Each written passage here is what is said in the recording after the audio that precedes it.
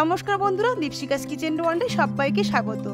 আপনারাও এই দুর্দান্ত স্বাদের পারফেক্ট ম্যাঙ্গো পুডিং খুব সহজে বাড়িতে বানিয়ে নিতে পারেন। এই ম্যাঙ্গো পুডিং বানানোর জন্য না আমি কোনো আগার আগার পাউডার না জেলেটিন ব্যবহার করেছি। বাড়িতে থাকা কয়েকটি উপকরণ দিয়ে এই পারফেক্ট ম্যাঙ্গো পুডিং আপনারাও বানিয়ে নিতে পারেন, যা একবার খেলে বারে বারে খেতে মন চাইবে। ম্যাঙ্গো পুডিং বানানোর জন্য আমি দুটো পাকা আম নিয়ে নিয়েছি। আপনারা যে কোনো ধরনেরই পাকা আম এখানে ব্যবহার করতে পারেন। খুব ভালোভাবে আমি খোসা ছাড়িয়ে নেব। এবার আমগুলোকে আমি স্লাইস করে ছোট ছোট টুকরো করে কেটে নেব। আমি এখানে 2 কাপ পাকা আমের স্লাইস নিয়ে নিয়েছি। এবার ওই কাপেরই 1 কাপ দিয়ে দেবো চিনি,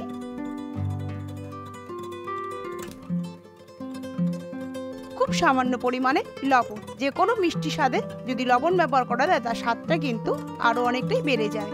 আমি এখানে 1 কাপ ও 1/4 কাপ দুধ দিয়েছি। এবার সবকিছু আমি খুব ভালোভাবে মিক্সার জারে ব্লেন্ড করে নেব। একেবারে একটা স্মুথ পেস্ট আমাদের তৈরি করে নিতে হবে। এবার অন্য একটি বলে আমি 1/4 কাপ কর্নফ্লাওয়ার আর 1/4 কাপ রুম টেম্পারেচারে থাকা দুধ নিয়ে খুব ভালোভাবে মিশিয়ে নেব। যদি কর্নফ্লাওয়ার না থাকে আপনারা এখানে অবশ্যই কাস্টার্ড পাউডারও ব্যবহার করতে পারেন। কাস্টার্ড পাউডার দিলেও কিন্তু এর স্বাদ ভীষণই ভালো হয়। এবার একটা প্যান বসিয়ে দেব, দিয়ে আমের যে মিক্সারটা আমি তৈরি করেছি সেটা প্যানের মধ্যে দিয়ে দেব। দিয়ে মিডিয়াম ফ্লেমে আমি খুব ভালোভাবে আমের মিক্সারটা আমি একটা স্প্যাচুলা দিয়ে আমের পুরো মিক্সারটা খুব ভালোভাবে নাড়তে থাকবো। মিডিয়াম ফ্লেমে মিনিট 5-7 সময় ধরে এটাকে খুব ভালোভাবে মিশিয়ে নিতে হবে। আর এটা ফুটে উঠলে গ্যাসের ফ্লেমটাকে লো করে দিয়ে আমি যে কর্নফ্লাওয়ারের যে মিক্সচারটা তৈরি করেছিলাম সেটা আস্তে আস্তে দিয়ে দেব। আমি অল্প অল্প করে দেব আর স্প্যাচুলা দিয়ে আস্তে আস্তে নাড়তে থাকবো। এটা ক্রমাগতই নাড়তে হবে আর খুব ভালোভাবে মিশিয়ে নিতে হবে। দেখুন, কর্নফ্লাওয়ার দেওয়ার জন্য এটা কিন্তু বেশ অনেকটাই ঘন হয়ে গেছে। আমি আর এর থেকে বেশি ঘন করব না। দেখুন, আমি দেখিয়ে দিচ্ছি, ঠিক এরকম পর্যায়ে গ্যাসের ফ্লেমটাকে আমি অফ করে দেব।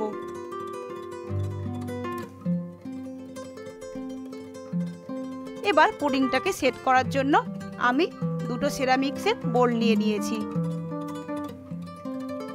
বোলের মধ্যে গরম অবস্থাতেই মিশ্রণটা ঢেলে দেব। এই পুডিংটা কাচের বোলেও খুব ভালো সেট করা যায়। আর স্টিল কিংবা অ্যালুমিনিয়ামের যদি কোনো বাসনে আপনারা এটাকে সেট করেন তাহলে একটু অয়েল ব্রাশ করে দেবেন।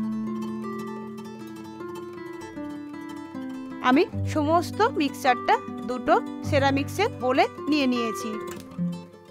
এবার এটাকে আমি একটু ট্যাপ করে নেব যাতে কোনো রকম এয়ার বাবলস না থাকে। এবার এটা রুম টেম্পারেচারে হলে ফ্রিজে রেখে দেবো 2 থেকে 3 ঘন্টার জন্য। এবার ফ্রিজ থেকে বের করে আমি এই ঠান্ডা ঠান্ডা পুডিং সার্ভ করব। একটা প্লেটের মধ্যে আমি পুডিংটাকে আনমোল্ড করে নেব। দেখুন কত সহজে পুডিংটা বেরিয়ে এসছে। আমি উপর থেকে একটু ম্যাঙ্গো জুস দিয়ে দেব। আমি 2 table spoon mango pulp, 2 table spoon জল আর 1 টেবিল স্পুন চিনি দিয়ে একটা মিশ্রণ আমি তৈরি করে নিয়েছিলাম, সেটাকে আমি উপর থেকে একটু দিয়ে দেব। এটা দেওয়ার জন্য কিন্তু এই পুডিংটা খেতে আরো বেশি টেস্টি হবে। আর আমি এখানে একটু চেরি ম্যাঙ্গো স্লাইস দিয়ে ডেকোরেশন করেছি। আপনারা নিজেদের পছন্দ মতো এটা ডেকোরেশন করে সার্ভ করতে পারেন। এবার আরেকটি বলে যে আমি পুডিংটা সেট করতে দিয়েছিলাম সেটাও আনমোল্ড করে নেব। দেখুন পুডিংটা কত সহজে আনমোল্ড হয়ে যাচ্ছে। এবার আমি এটাও একটু ডেকোরেশন করে সার্ভ করব। আপনারাও নিজেদের পছন্দ মতো ডেকোরেশন করে সার্ভ করতে পারেন।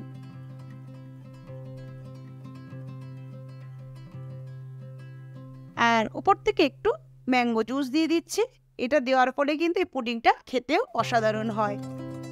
দেখছেন তো কত সহজে এই পুডিংটা বানিয়ে নেওয়া যায়।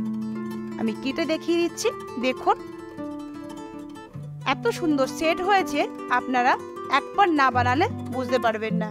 আপনারা অবশ্যই ঠিক এই একই পদ্ধতিতে, এই একই মেজারমেন্টে আপনারাও বাড়িতে বানান। আর আমার আজকের রেসিপি আপনাদের কেমন লাগলো অবশ্যই কমেন্ট করে জানান।